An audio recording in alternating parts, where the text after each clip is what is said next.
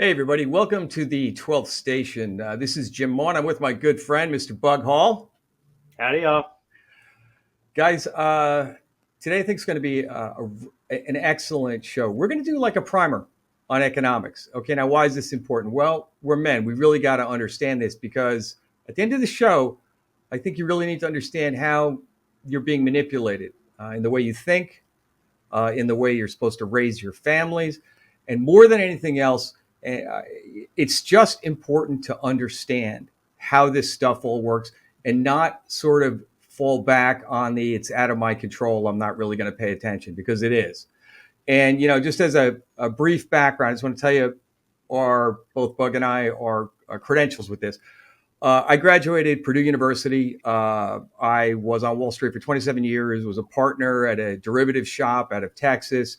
My last stop, I was head of the government bond and agency trading desk for BB&T Capital Markets.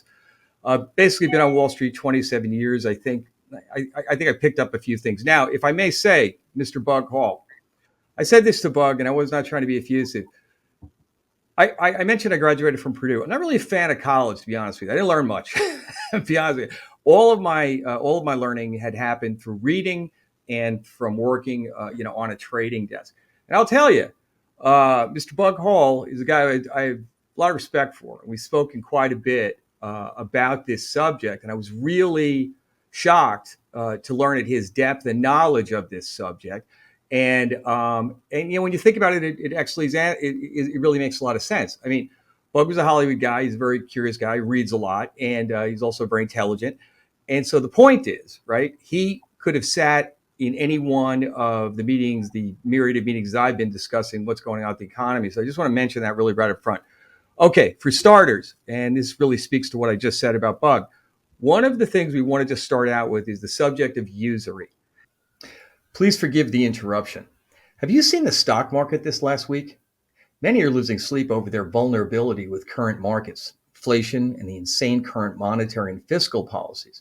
Our sponsor, St. Joseph Partners, is in the business of helping you own physical precious metals to protect your wealth. What about protecting your wealth in, say, retirement plans? If you've considered gold IRAs before, you may have been surprised at the standard costs. After all, we are dealing with real assets as opposed to digits on your screen. St. Joseph Partners is offering free setup to 12 station customers. We waive that cost completely and are offering free first-year admin fees. We serve more than the retirement market as well. Perhaps you may have wanted to add some gold or begin diversifying or add to your position. We will step you through the process and make it easy. We don't sell high premium collector coins that bury investors like the firms you see advertised on mainstream media. We sell bullion, served close to spot, sold close to spot, and that will begin benefiting as gold moves higher. Lastly, if you know any friends or family members who are in the market for metals, send them our way. We'll send you a gift of some precious metals for the referral to thank you. Nothing has protected wealth like gold over the centuries, weathering every storm imaginable. The timing seems urgent to be sure to be properly diversified. If your financial advisor talks you out of physical metals, get him and us on the phone together. We think you'll learn a lot and just to see how superficial, if not negligent, the arguments are from the financial advisors who chronically fail to allocate clients to gold and other precious metals. Anyway, St. Joseph Partners, that's www.stjosephpartners.com or 610-326-2000. Now back to our show. Now, if you know anything about theology, you will understand that usury is a mortal sin. Am I right, Bug? Mm-hmm. Right. Now, I admitted to Bug yesterday, I said, Bug, I'll tell you something. I've read about it, but really, I need you to give me a primer on this, man. I said, really underline, because I really don't understand it because usury, by my understanding of it, was something that was very central to any economic system, and it was required to expand an economy. And Bug, if I can hand it over to you, because when we had a conversation yesterday, I read a little bit about it last time. You were dead on right. I got to tell you, and I really appreciate it. So if you could, frame it up for the folks, as we always say, give me the facts, Mr. Hall. Right. Well, in the briefest sense, usury is simply charging interest on loans. That sounds, it's to our modern ears and, to this debt economy that we live in, that sounds crazy because you can't even imagine a system otherwise. Sure. That really is the foundational error in our entire economic system. A lot of times people get down in the weeds arguing capitalism versus communism. Communism, we know, is intrinsically evil. Capitalism is a neutral tool, right? So it can be used for evil or it can be used for good. Okay, right. But the reality is that's not where the argument should be. The argument really, capitalism that's founded on usury is always going to promulgate quite a bit of evil into the economic system, right? So that's the first problem. But in general, the economic status of men has really been a full frontal attack for the better part of 100 years, right? I mean, we have a lot of men today. I hear from a lot of men today who say, "Man, I really want to start a family. I've had a reconversion to the faith. I see the good of family. I know that it's my primary means of sanctification, but my financial state isn't there, and I don't see it being there anytime soon." Yes, a very common. Yeah, and that's the modern lie, right? We're so entrenched in the idea of economic status, of financial status, that we think it's a major prerequisite, right? There's a lot of reasons that I made the decision that I made to leave Hollywood and to start an agrarian lifestyle that's really built on subsistence farming. And part of that was to step out of the economic system as much as possible, right? We're working toward, that was also the reason for my vow of poverty. I want to live as a sign of contradiction to the system that I think is egregiously in error. And that's my own personal choice, right? To sort of go to the furthest extreme. But, kind of stepping out and working towards being a non-purchase family, so that we can participate as little as possible in that system. It was our own choice. Okay. Ultimately, though, marriage is what's going to get you to heaven, right? If you're called to the married life, if you're not called to the religious life, marriage is what's going to get you to heaven. People have gotten married all through history with very little means, even when they were on the brink of starvation, because ultimately having a family unit, men are meant to provide and protect, right? And by the way, that's why this is such an egregious attack. The primary sense of manhood, the primary sense of being a father is provide and protect. To provide the good, protect the good, the material good and the spiritual good. When you pull out from under men their ability to provide, Yes. or at least funnel them into a very narrow wedge in which they're able to provide, you do a great disservice to the culture and society in general. So that's kind of my overview on it. And I think that we can get into usury a bit, and I also want to talk a little bit about this is the sleeping giant in the room in the economic conversation. Yeah. In my opinion, is the designation of personhood to corporations, right? That's not intrinsic to capitalism. Go down that. Do me a favor, Bug. That's a very valid point. Can you give a little historical context about that as well? Because I think the two things we really want to start out with this conversation are, number one is usury, and you just went over it very well.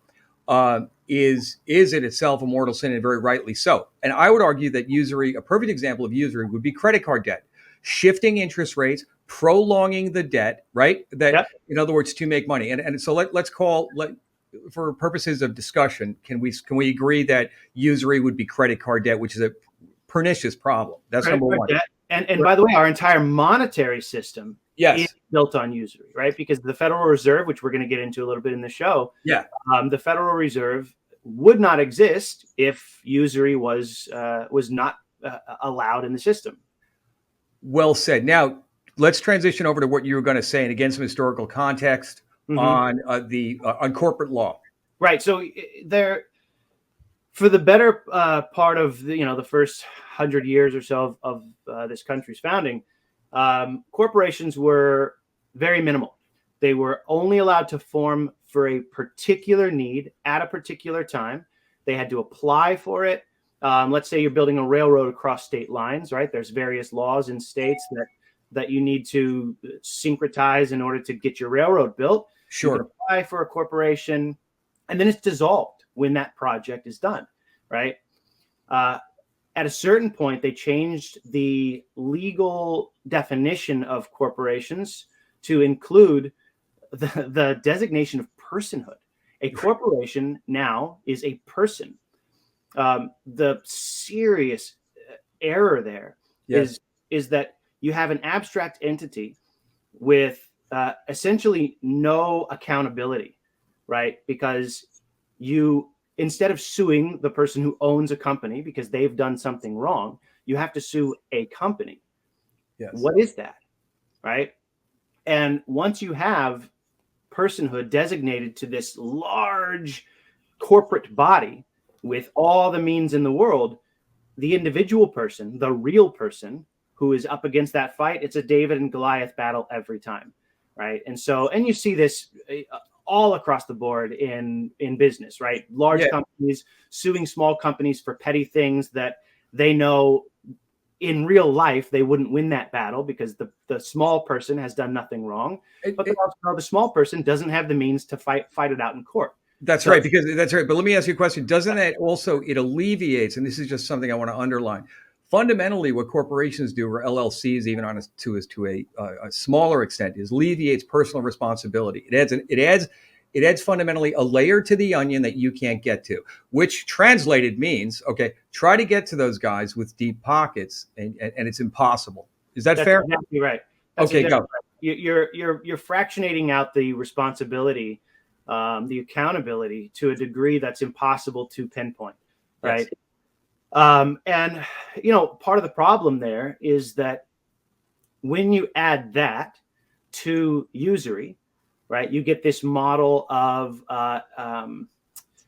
investor return, right? The primary purpose of a company, we've all heard this, the primary purpose of a company is investor return. That's absurd, right? Because the primary purpose of a company is the well-being of everyone involved with the company, and then to produce a useful good, right? To produce something that the market desires. That's the primary purpose of any company.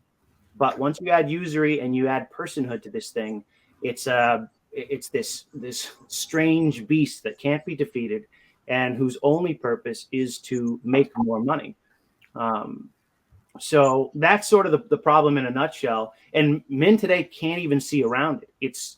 It is the giant, I think, in the room, and everything flows from it. All the things we've talked about so far with the entertainment industry, with any issue that you want to point to, somewhere behind that is, I think, this problem. That was great job explaining that. And if I could add, and again, tell me if you agree or disagree. One of the other sort of manifestations of this entity is that now all of a sudden we don't have moral decisions to make. What we have is decisions are to be made to make certain that we provide a return for the shareholder. Example one, outsourcing, right? So it's cheaper to outsource our manufacturing and production capabilities to our enemies over across the sea, right? And isn't that a natural and almost guaranteed byproduct of it? We don't answer to the individual morality or God. We answer to our shareholders in providing them a return at all costs. Is that fair? That's right. The value system, let's call it morality, not objective morality, but let's use the word morality for a second in the sense of picking and choosing. The only morality in modern corporations is to make more money at any cost, right? It doesn't matter what the means are, so long as you are returning the maximum amount to your shareholders. And of course, that we don't even have to get into the weeds on all the ways that creates immoral circumstances. There's a great book by a gentleman named Simon Sinek, who, I would probably agree with. I would probably disagree with quite a bit on all sorts of philosophical and theological but his book on businesses, it's called Leaders Eat Last. And it was he naturally came to these conclusions without having the foundational principles, which is really cool when you see people do that, right? Yeah. Jordan Peterson's another guy that does that really well. It indicates the natural law of thought. That's exactly right. Yeah, It's I couldn't agree with you. I never heard it said that way, Bug. That's a great point. Go ahead. He did the diligent work of climbing naturally up the ladder of reason and coming to certain conclusions. So while he doesn't lay out the clearest principles, meaning the foundational principles that are the reason for his dissertation, his dissertation is crystal clear on sort of what a business is meant to be, and he talks a lot about, and this is something we really don't think about in our culture. And by the way, this gives air to the Marxists, right? The reality is, when you bring these things up, you'll often be accused of some sort of Marxism because it sounds like you're agreeing with the other side. This is the dichotomy. I always talk about this. Catholicism always strikes right, not even right in the middle of a dichotomy. It's outside of it, right? The principles almost always are outside of this two-minded thinking. The reality, really interesting point, by the way. Yeah. Wow. Keep going. Sorry. It smashes dichotomies, right? All the saints. This is what I find beautiful about the saints is, virtue is in the means between two defects, right? And yet the application of it rarely looks like that, because the culture is not usually a wide swing of two defects where the means is in the middle. It's a total smashing of dichotomy that the saints do. They're almost always accused by both sides of the argument, right? Mm-hmm. And this is an area, when I talk to, good old red-blooded American capitalists, this is a hard one to crack with them, because anything to defend capitalism. Well, we're not attacking capitalism, right? There's no need to attack capitalism. It's all of the hanger-oners, if you will, right? It's all the sort of foundational impingements on capitalism. And, that's not to say, by the way, I think there's all kinds of different economic systems out there that people would be really interested to learn more about, right? There's distributism, which has never been really clearly defined, but Chesterton does a pretty decent job of it, and Belloc and those guys. So, but I'd love to hear some of your thoughts on it. Sure. Because your experience in this world and seeing the ins and outs of it were really illuminating to me. Absolutely, Bug. But before I go into that a little, because I want to start with Jekyll Island for a second. But before we do that, I want your ruling on this. Again, we're talking a lot of guys out there, particularly if there's some young guys listening who are thinking about, getting married, and they're sort of self-sabotaging that wonderful goal. Is it fair to make the following statement? Usury is credit card debt. Getting a mortgage at a fixed rate at a fair return that is going to be paid off in a defined time frame is moral.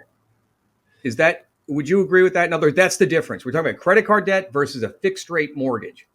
So a fixed rate mortgage. So first of all, in regards to usury, it's not always, and I would argue because of the circumstances, I would argue it's probably somewhat rarely a sin on the part of the person who's entering into usury. Great point. Yep. And that's important to recognize. Yes, right? It is. Not all sins are two-party. If someone finds themselves in a set of circumstances and the only presented option to them is a bad option, and they fundamentally reject that but have no other choice, then that's not a sin, right? Sure. So that's step number one in the thought process. The second step is all men have a duty to prudence, right? And so thinking through this and looking at your only option and saying, okay, now how can I mitigate the potential evils here, right? Is a very important thing to do. So yeah, a fixed rate mortgage, by the way, on the side of the mortgage company presenting that, it is still a sin, right? Because an interest rate on a loan is still a sin. A fixed rate is obviously much better than a floating mortgage, but it definitely is up to the young man or the middle-aged man, whoever it is. It's up to that person to look at that debt very realistically and say, how can I mitigate the evils that are coming from this? Okay, do I have a plan to get this thing paid down Because the reality is when you get a loan, and Yes. this is 101, but when you get a loan, by the time you've paid that, let's say it's a 30-year or 15-year, by the time you've paid that down, you're actually paying double or more. Yes, or more. On Especially over whatever 30 years. Yeah. on whatever the cost is. And then you also have to add to that the cost of inflation. Yes. Right, because the reality is inflation is exponential. So by the time you've paid that thing down, you've paid even more due to inflation. So, Sure. And of course, you can get. We don't want to get into the weeds of but you have a hard asset and that retains its value. And Right. We won't No, get. no, into I follow you. I just want to, and again, thank you, because I think we did a pretty good job on that. We just want to try to give guys a framework here. Yeah, look, we're not saying that Yeah. you are no longer allowed to go get loans. We're just saying that you have to recognize that it is an intrinsic evil, and because you are in a bad situation and you have no other option, you should work really hard to figure that out. I know we're not in the solutions section yet, but one of the things that I try to present to guys, it's what I did with my thing, is I decided to smash the very good advice that you very often hear is like, hey, if you're going to buy a house, set a really hard limit, right? Set your budget, and no matter what, don't even look at houses outside of that budget. I took a completely different approach to mine, which was to set a minimum standard, right? Like, what do I actually need? What is the very bare minimum that I need to survive, right? To provide a home for my family, and because we're homesteading, we need a certain amount of land, which for us ended up being 3 acres. Yep. A 2-bedroom house with a very rapidly growing family sounds absurd to most people, but we knew we could make it work. We knew it would be some suffering. The reality is, once you grow in the virtue, we love our house. We love that we're all on top of each other. You can't be anywhere in the house without being with each other, right? And I've been to your house, and you're right, it does work. It really does. It works fine. And so once we set that bare minimum, we looked for the cheapest option we could find within that bare minimum standard, right? So that's a very different approach than budget. Because when you set a budget, what you do is you try to find the maximum thing you can within that budget. It's the exact opposite mentality, right? Yes. And if I could, by your leave, I'm going to switch on over. We're going to talk a little bit about Jekyll Island, because this is, from a historical standpoint, this was seminal to understanding where we are today. And so, back up a little bit. What had happened was our founding fathers were very, very, very much against having a central bank. They did not want the government to have the ability to go into the marketplace and basically create money out of thin air. Historically, historically, it's the beginning of the end for all empires, right? Yep. So that being said, they had stuck with it very, very. They were voracious about defending that. Then, right around 1910, 1913, you can check me on the dates. May I add a point to that? The central banks never stopped trying. This wasn't something that just they kind of made a rule about it and then one day it popped back up. It was a constant fight. Right. From day one, the fight never ended. In fact, Old Hickory, right? I don't know if Stonewall Jackson. Oh, yeah. That's right. Nashville, Tennessee, I believe he's from, but go ahead. Yeah. His final words, and this is apocryphal. We don't know if this is true or not, but it is recorded as his final words. Someone said, what was the greatest thing you did in your presidency? And he said, I killed the banks. Because they were still fighting to come in. There was a legislation that actually passed in his time, and he defeated that legislation, and in fact was pilfered for it. So okay, continue. Oh, sure. Great point, by the way, on Stonewall Jackson. I forgot that. So anyway, as you just pointed out, because this is very central to the story, they never stopped trying to have a central bank for reasons of creating money. Long story short, they early around the turn of the century, which is very, really key period in all history, right? Anywhere from 1900 to 1917, but around 1910, 1913, somewhere in there, they really had tried to ram this through, and they were beaten every time. So what they did was and when I say they, I'm talking about many from the Gilded Age and from the banking industry who really didn't think they were making enough money and really wanted to make more. So they all met in Jekyll Island, Georgia. And you can go there to this day. I believe there's a private club there. I stayed there a few years back. It's actually a very lovely place. And they had a secret meeting. So secret was the meeting that they did not put their names on the train tickets to get there.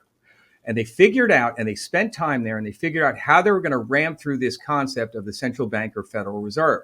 And because, again, for reasons that were fairly obvious. So what they did was they paid off their usual politicians. They came up with, they were already defeated in Congress, right? They were already defeated like recently.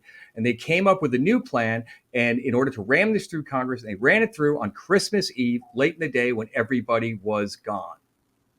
Henceforth, we have now the advent and birth of the central bank out of Jekyll Island. And what did that do? That effectively, it was the creation of the Federal Reserve.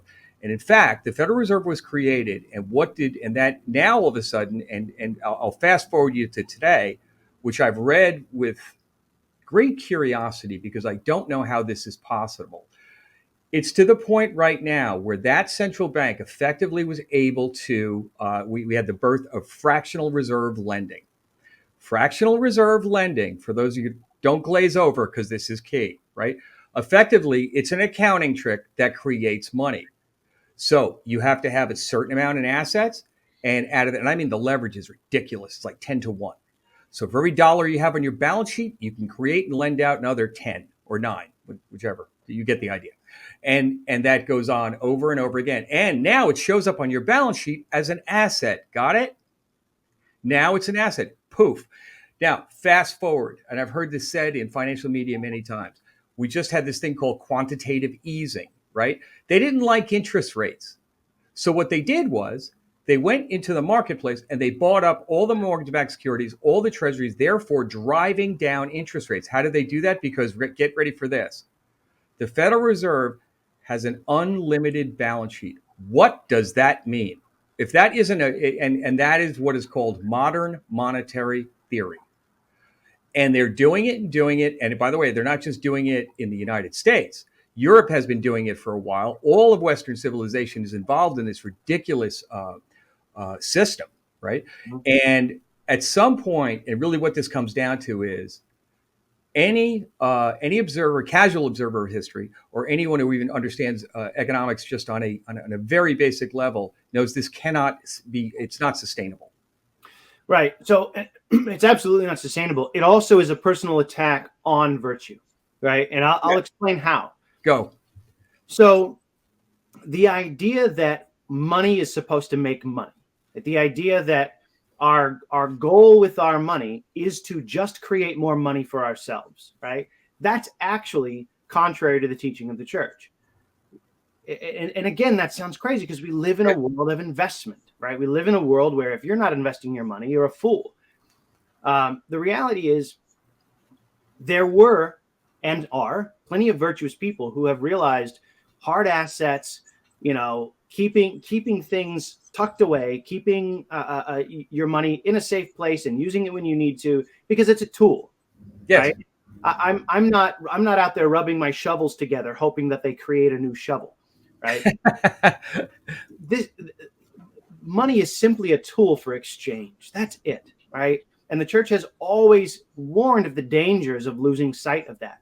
So how do you stop people from practicing that virtue? Well, you steal from their savings with inflation. That's right. Right? It's a secret tax. It's not like they're unaware of the inflation that's going to happen through this system. They're fully aware of it. Can I stop there? You just brought up a point that actually is very brilliant. People need to really understand this. You just said that it's a secret tax. That's exactly correct. Okay, mm-hmm. Think about this for a second. So if they're in charge of the monetary supply, and all of a sudden they grow that and your dollars are worth less, that's a tax. They have stolen. They're taking your money. They stole your money. Right. They've stolen from your savings by diminishing its purchasing power.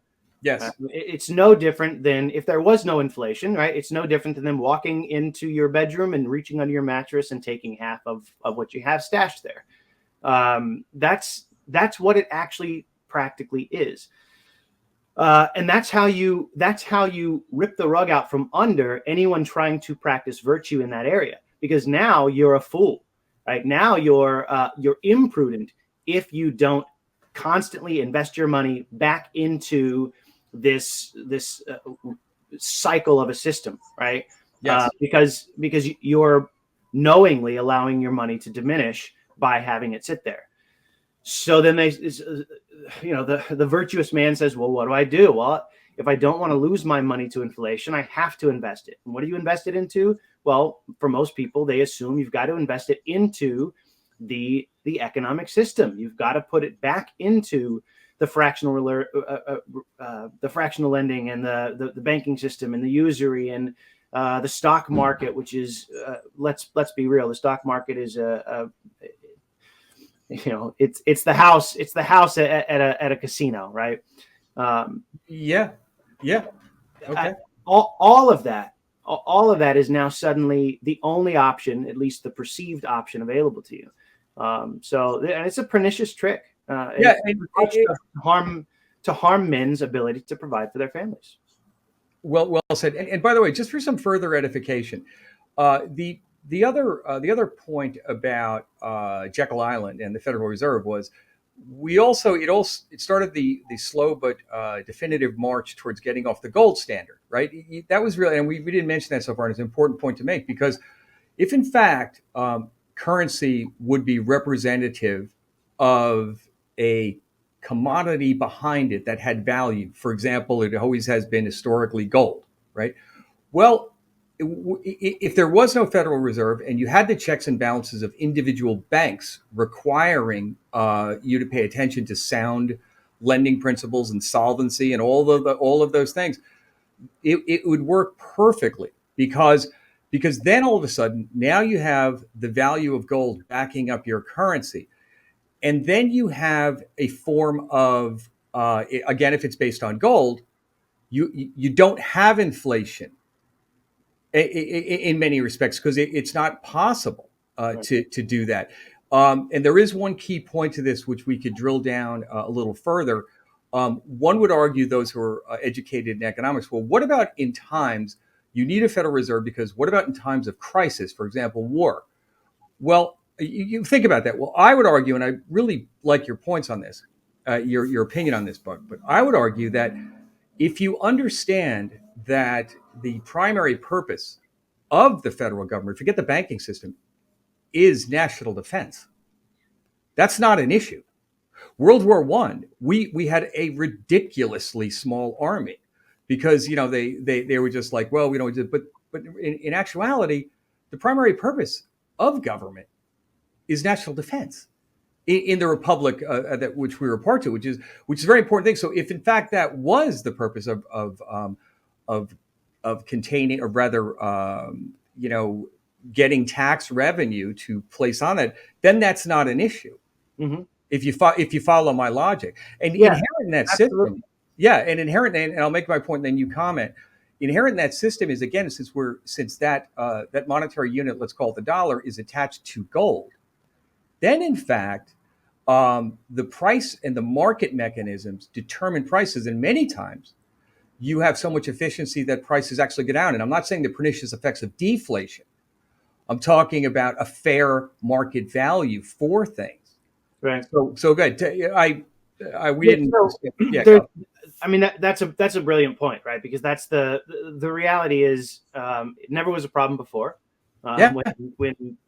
When national defense was suddenly, or state defense was suddenly an issue, people figured it out, and people on an individual level were more invested in that defense than we are now. But so the problem is when you can create fake money, and you can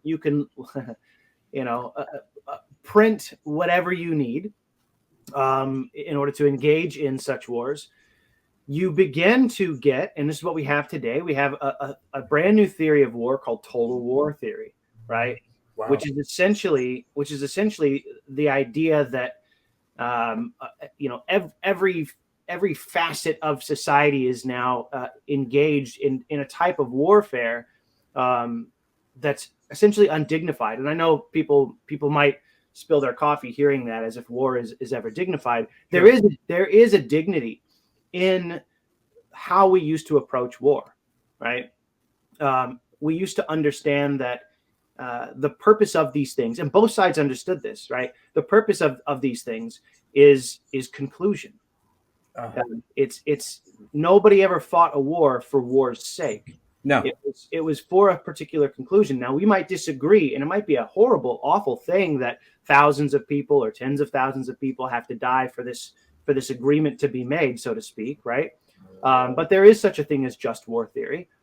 The problem now, when you can print until the cows come home, you can engage in these total wars, right? World War II was an egregious affront on human dignity that the world had never seen before. Great example. And World War I, to a certain degree, was as well, but not in the same way that World War II was. And that's a topic for a whole other day. But fair enough. But I think everyone at home gets your point. I think it's a very good point. Go ahead.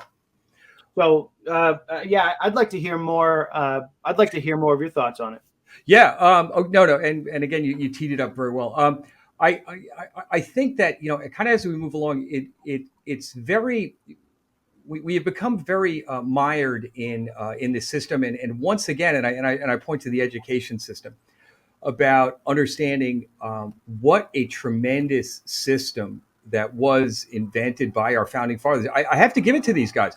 They had foreseen a timeless understanding of human nature. And that's what this discussion is about. They had a timeless understanding of human nature. They saw where it could go wrong. They studied history. I mean, inflation's been around in Rome. It's the demise of most every great empire. And now I would argue we are so mired in this, well, that's just the way it is. And I'm going to call it the normalcy bias, right? Mm-hmm. And here's what I mean by the normalcy bias. The best example I can give you about the normalcy bias is those in New Orleans when Hurricane Katrina hit. When Hurricane Katrina hit, you're like, well, we've been in New Orleans our whole lives, and nothing's ever happened. We've had these fake things happen. Well, there's a Hurricane 5 barreling down on your city, and your levees are only really made to take Hurricane 3. And that means, considering your city's underwater, whether you like it or not, that water is going to be over your rooftop. And so, and I think I think it's a perfect example, Bug. I really do. I think that very much like the entire financial industry, anyone who is involved in the financial industry understands that it is purposely made to intimidate people to not ask questions. Yeah. And in reality, thanks to regulators, what they really do now is they're not really investing your money. They're making money off your money, and they're asset managers and if you listen to them, they're putting your money in mutual funds that are going to garner them the largest sales commissions and keep the regulators off their backs. Yep. Right. That's what we have evolved to in this really to this day. And I think, for any particularly young guys out there who are considering marriage, I really sort of implore you to check our facts. I really see what Bug's saying or what I'm saying. And I think if I could, Bug, which I really love to do this, we are at that point now where we're going to hold on. It's my favorite part of the show, actually. Hold on. I'm going to cut that up.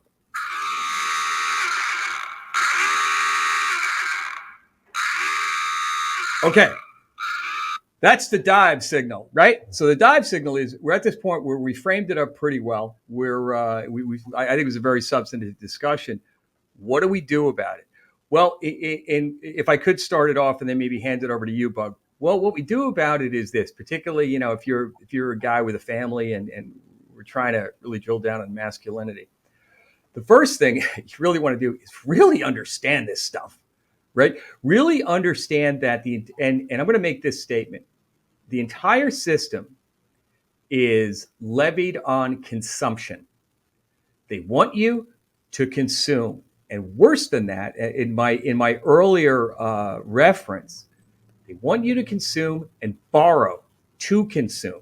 Yeah. Because that keeps and that, if there's one thing you should take away from this discussion, is really understand the pernicious game that's going on, and it is egregious. I mean, my lord, we're talking about they want you to take on credit card debt. They want you to take out a home loan. They want you to refi that home loan so you can build more and do. And it comes down to understanding as a man the concept of consumption, Mhm. and as a father and husband to get your family on board with this massive shell game that is being thrust upon you, to really understand that and understand the value of sort of God's gifts, what's important and what is really, and I'll use this term over and over again, what is really value? Well, you know what's really value? A home for your family is really value, that one that you can afford. Good food is really value. Hard work, all of those things are really value. And if you can structure your life away from the thought of consumption and more along the lines of understanding our purpose, which is to be with God in the next life, and to, if I could, and to lead your family down that path. I heard it once said, I think it was Father Rippinger, as a father, and Bug, you comment to this, but aren't you the priest of the family, Yeah. so to speak? Yeah. So look, regardless of how the modernists warp the idea for their own desires, it is absolutely true that by merit of our baptism, we all participate uh, uh, on some level in the priesthood of Melchizedek. Right. That's Yes. the priesthood order of Melchizedek. That's a constant teaching of the church. Um, and it is our job, right? The Carthusians, I love this. The Carthusians, the third order of Carthusians, used to. It's hard to find that practice still today, but they used to do what they called a dry mass. The father of the home they would have an altar in the home, and they would go through the entire mass while skipping the parts which are particular to a consecrated priest, right? So skipping the consecration and things like that. But they would go through the mass every day for their families, right? Because we are the priests in our home. So that's and again, that is overemphasized very often by the modernists because their goal is to level out the hierarchy of the church, and we have to be very careful not to present that as the truth, right? But it is important. It's important to take that responsibility on. Your job is to provide and protect the good, and the spiritual good is always paramount, right? Because the material good is only meant to serve the spiritual good, and that's not Manichaeism, right? It's just a fundamental fact of the hierarchy that God created, which is spiritual goods Sure. are higher than material goods. That's just a Yeah. fact. Doesn't mean material goods are bad. Material goods are actually very good and necessary because we're material beings. That's why the sacraments are all material, Oh, right? wow. Great. Yeah. Great point. Wow. Okay. That's the simplest argument against a kind of wrong-headed Manichaeism uh, that can come out of when you really are aiming for asceticism, you're aiming for simplicity, you're aiming for, let's say you even want to take on some kind of a definition of poverty in your life, the virtue of poverty. Sure.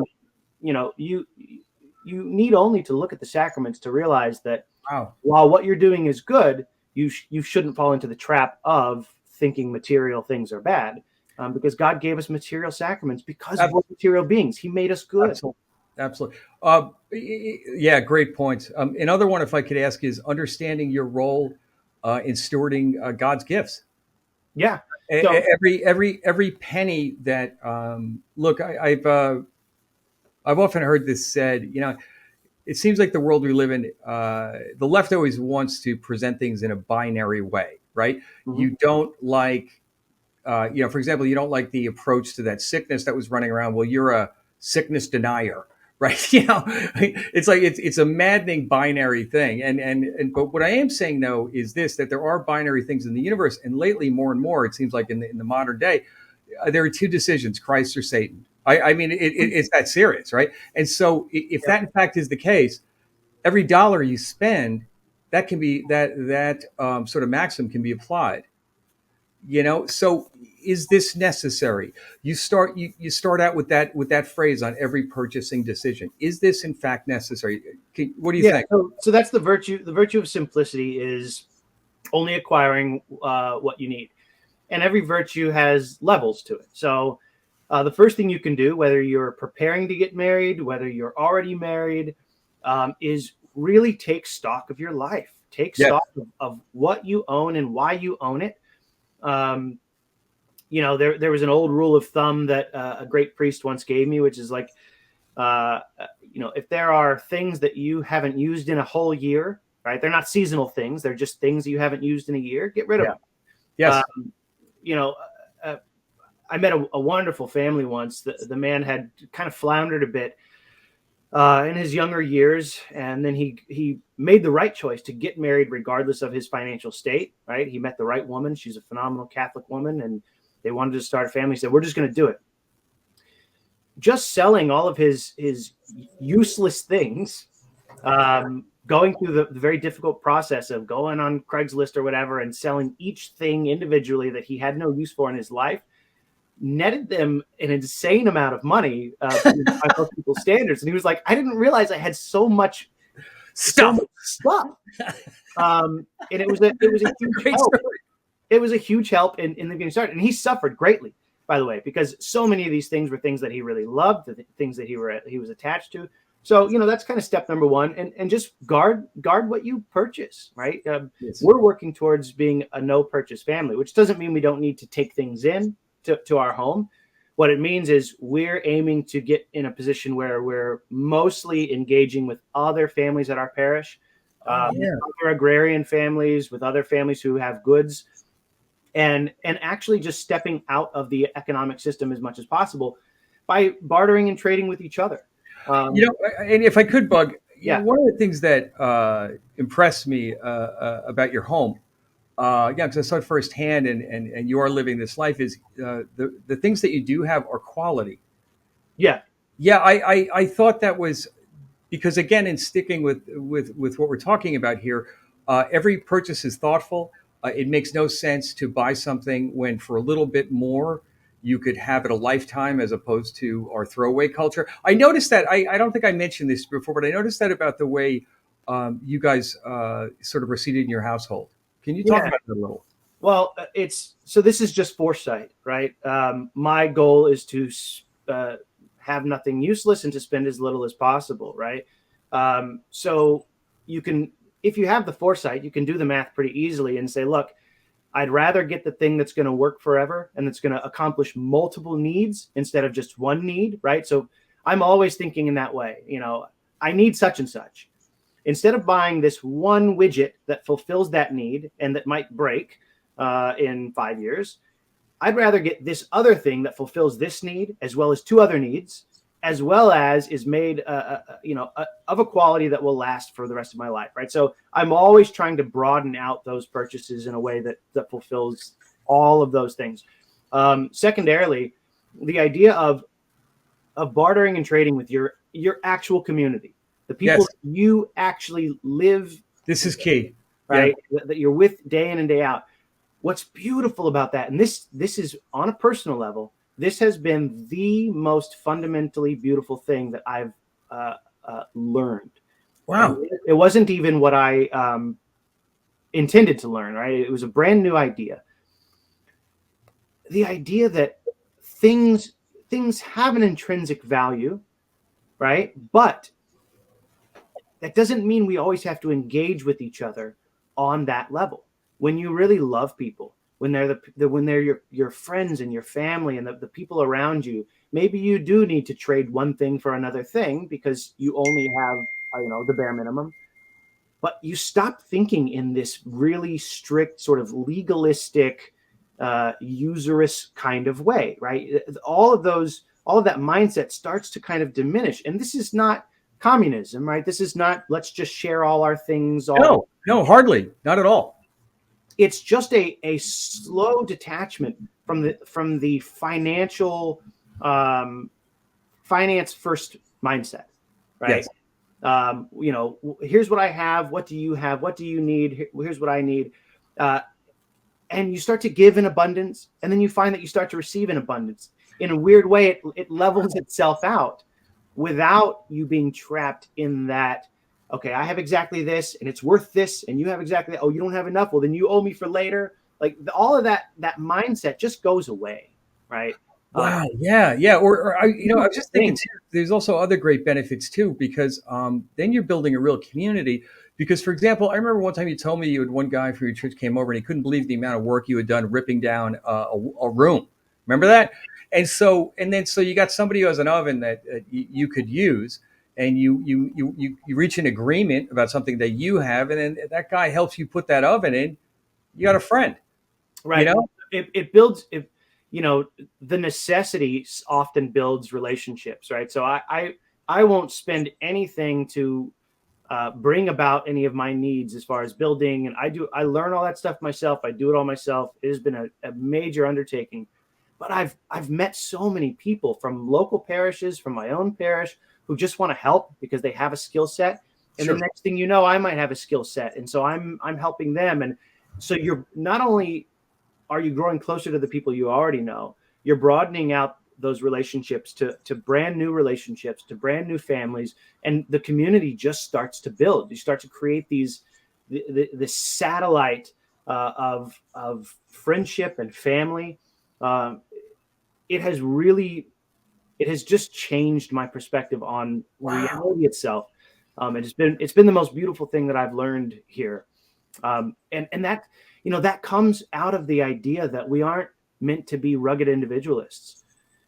We're reliant by our nature, right? We rely on literally God to sustain us in existence at all times. We are the definition of reliant, right? Yes. That wow. I was just thinking, and for those who are kind of internalizing what we're saying, there's a way to start this in your world right now. Little steps, man. Just Yeah. little steps. Just doing it, right? Just giving some stuff away when you can, trading stuff when you can. Here's the other thing that does, though, because I want to get back to the more practical. I start floating in the clouds sometimes. Um, I like the that the more though. practical is, and this is just a fundamental principle of trading. When you take out the middleman, when you take out the monetary system, you take out the loans, you take out all the stuff that's between you and the things you need, everything you have retains way more value, right? Because you're not Yeah. diminishing its value with every trade. So what happens is when you do have something to trade with someone else and they have something to trade with you, you're actually retaining the value of both of those things on a much higher level. And that is something that has a great effect over a long period of time. So that's kind of a crucial principle. Or trading labor for such and such, and trading, I mean, it really does contribute to a much healthier lifestyle and a much easier way of providing for your family with less input, right? Because the problem today is the working uh, the work ethic in regards to how much time a man is supposed to put into uh, his work, right? Really changed a few hundred years ago. The idea that our primary state is to be with our family and to bring about what we need, and then to pray, and leisure is a truly good thing. And again, I don't want to get caught in the dichotomy of lazy world communism versus working hard for what you need, because working hard Sure. for what you need is good. But the idea that 10-hour, 16-hour work days should just be every day of the week for for So you die. till you die or whatever, um, that's just not. It's not good for our nature, and it's not good for our ability to give to our families what they really need, which is our time, our focus. So that's an important principle. Well, that is, and if I could make an observation, and I think one of the things we're always talking about here is everyone's life that we speak to. We understand it's a little messy, Yeah. and we're trying to apply these principles. But when you think about where we have degenerated to, And I would say, and you brought up marriage a few times in the last few shows, and I think your points are excellent. And one of the things which to me is just such an example of the secular world we live in, when you look at the qualifications for one to choose a mate, it has degenerated into such a spot where the male value is to provide not only resources but societal standing with those resources, and the female value, which is really has the same sort of way, has kind of been debased to the point of, well, your value is your attractiveness and call it sexual market value, if I may. And that is the direct antithesis of what we're trying to talk about here. Whereas the purpose of marriage is to obviously build that together, but the real purpose of marriage is to get each other into heaven. Yeah. And that's what this entire discussion is about. And you can start by drilling down and really, number one, picking the right partner under the auspices, someone who really is in love with the church, someone who is dedicated to the principles that will sustain, frankly, a beautiful life. Yeah, and there's a lot of other ways you can help yourself. So, I want to roll back to usury and debt slavery and all these other things, because there's a whole myriad of solutions depending on where you are in that spectrum, right? Step number one is don't start to begin with, right? If you're let's say you're an 18-year-old guy and you've just entered into the world, so to speak, you're suddenly responsible for yourself. Man, you have a great opportunity to not dive into that slavery to begin with. Learn a trade, go out there, and live simply, right? Start growing the virtue of simplicity now, so that you never end up under a mountain of debt. Because once you end up under a mountain of debt, once you end up, enslaved to usury, it's a lot harder to get started. Now you've got all these problems to solve, and it's a shame. But by the way, the culture is designed to do that. The culture is designed to reel those people in, get them in early, right? So now let's say you're in a position where you've already done that. That's I would say, much more the common position in today's world than not. Yes. There's things you can start doing. There's a lot of debt relief programs that you can start learning about. Paying your highest debt off first. Or some methods say pay your lowest debts off first and work your way up to the larger one. I'm not here to teach you debt management, right? But there are tools that you can employ, and one of them is renegotiating. Right. I mean, these are very tried and true principles. And getting rid of the things you don't need in order to start eliminating some of that interest that's going to hold you in place, right? Because the reality is, if you've got a bunch of junk that you love and that you're really attached to, but it isn't actually of use in your life, get rid of it. You'd be surprised at how much you can pay off by getting rid of that stuff if you take the time. Look at it like a job. Look at it like, okay, I'm actually going to put this stuff online. I'm going to wait for the right price. This isn't garage sale mentality of like everything's $1. Put a value on it and try to get what you can for it and get that debt paid off. Great advice. And then lastly is just start really guarding what you're purchasing. No unnecessary purchases. If you're serious about wanting to be debt free and live like a free man, right? Because the reality is, once you're enslaved to debt, now you're a widget, right? And there's a lot of people who end up in these debt slave or wage slavery type jobs, where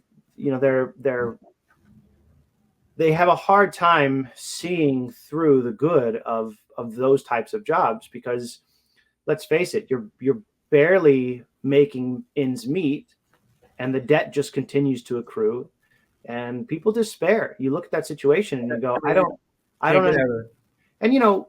And there's one side of the fence that wants to argue that pick yourself up by your bootstraps.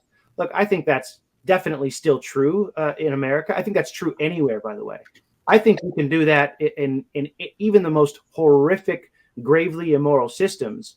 You will have people of great ingenuity who find a way to live outside of those systems and to lift themselves up, right? So that's certainly true. Sometimes, though, it's a matter of stepping out of the system rather than trying to utilize the system in the best way possible.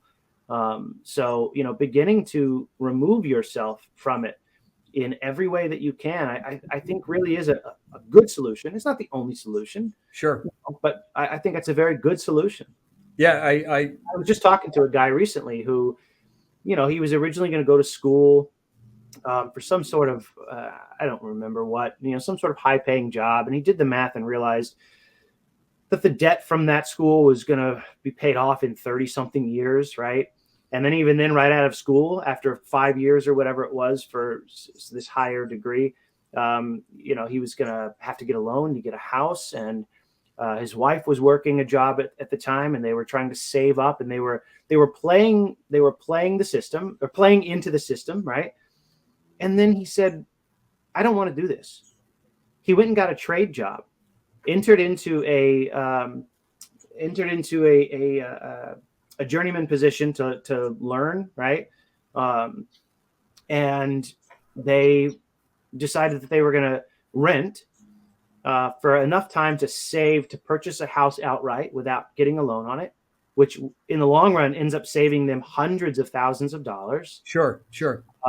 And he immediately decided that his wife was no longer going to work because he'd rather God bless their lifestyle by practicing the principles, right?